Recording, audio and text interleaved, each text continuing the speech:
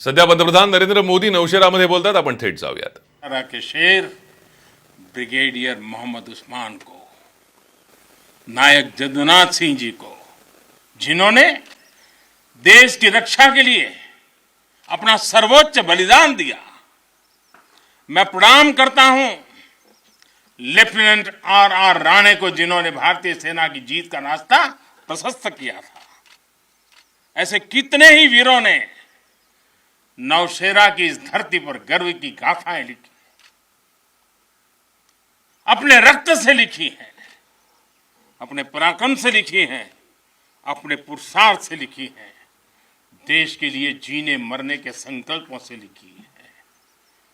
अभी मुझे, ये मेरा सौभाग्य था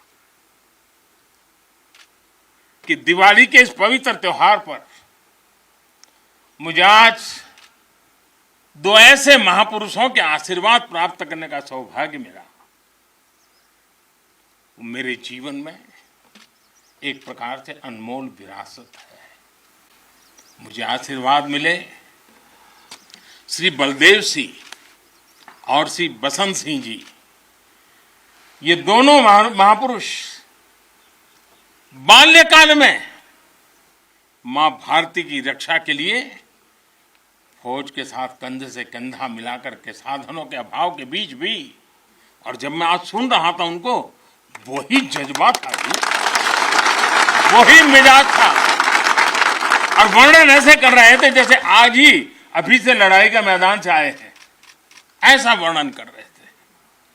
आजादी के बाद हुए युद्ध में ऐसे अनेकों स्थानीय किशोरों ने ब्रिगेडियर मोहम्मद उस्मान के मार्गदर्शन से बाल सैनिक की भूमिका निभाई थी। उन्होंने अपने जीवन की परवाह न करते हुए उतनी कम उम्र में देश की सेना के साथ कंधे से कंधा मिलाकर के काम किया था, सेना की मदद की थी। नौशेरा के शौर्य का यह सिलसिला तब से जो शुरू हुआ, न कभी रुका है, न कभी झुका है। यही तो नौशेरा है।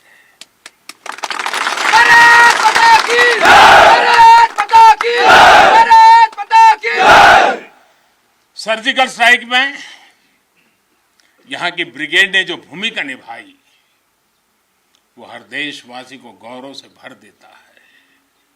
और वो दिन तो मैं हमेशा याद रखूंगा, क्योंकि मैं कुछ तय किया था सूर्यास्त के पहले कि सब लोग लौट करके आ जाने चाहिए, और मैं हर पल फोन की घंटी पर टिकटिका के बैठा हुआ था कि आखिर से आखिर मेरा जवान पहुंच गया क्या, और कोई भी नुकसान किए बिना ये मेरे वीर जवान लौट करके आ गए, पराक्रम करके आ गए, सिद्धि प्राप्त करके आ गए। भारत माता की जय! भारत माता की जय! भारत माता की जय! सर्जिकल स्ट्राइक के बाद यहां अशांति फैलाने के अनगिनत कुत्सित प्रयास हुए, आज भी होते हैं, लेकिन हर बार आतंकवाद को मुंह तोड़ जवाब मिलता है।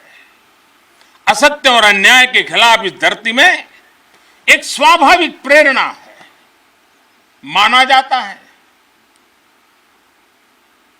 और मैं मानता हूं ये अपने आप में बड़ी प्रेरणा है। ऐसा माना जाता है कि पांडवों ने भी अज्ञातवास के दौरान अपना कुछ समय इसी क्षेत्र में व्यतीत किया था। आज आप सबके बीच आकर मैं अपने आप को यहां की ऊर्जा से जुड़ा हुआ महसूस कर रहा हूं। साथियों, इस समय देश अपनी आजादी के 75 वर्ष का पर्व मना रहा है। आजादी का अमृत महोत्सव गुलामी के लंबे कालखंड में असंख्य बलिदान देकर हमने ये आजादी हासिल की है। इस आजादी की रक्षा करने का दायित्व हम सभी हिंदुस्तानियों के सर पे है, हम सबकी जिम्मेवारी है। आजादी के अमृत काल में हमारे सामने नए लक्ष्य हैं, नए संकल्प हैं, नई चुनौतियां भी हैं।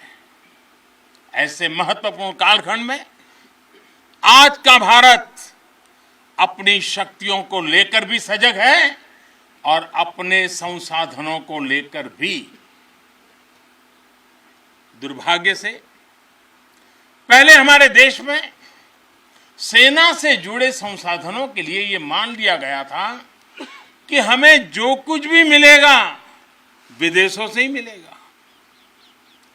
हमें टेक्नोलॉजी के मामले में झुकना पड़ता था, ज्यादा पैसे खर्च करने पड़ते थे। नए हथियार, नए उपकरण खरीदने होते थे तो प्रक्रिया सालों साल चलती रहती थी।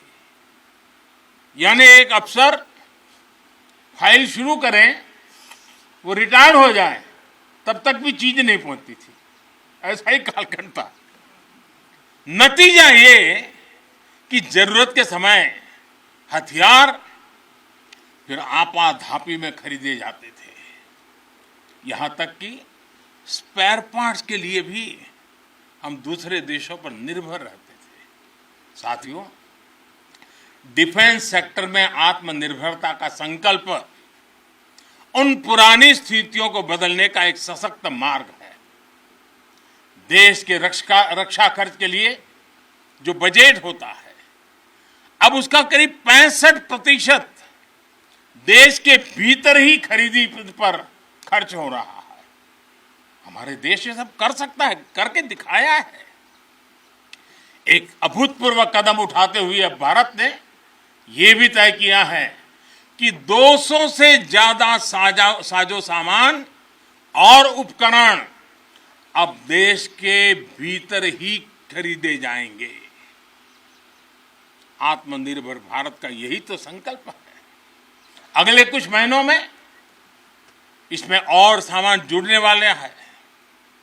देश को आत्मनिर्भर बनाने वाली ये पॉजिटिव लिस्ट और लंबी हो जाएगी। इससे देश का डिफेंस सेक्टर मजबूत होगा, नए नए हथियारों उपकरणों के निर्माण के लिए निवेश बढ़ेगा। साथियों, आज हमारे देश के भीतर अर्जुन टैंक बन रहे हैं, तेजस जैसे अत्याधुनिक लाइट कॉम्पैक्ट एयरक्राफ्ट बन रहे हैं।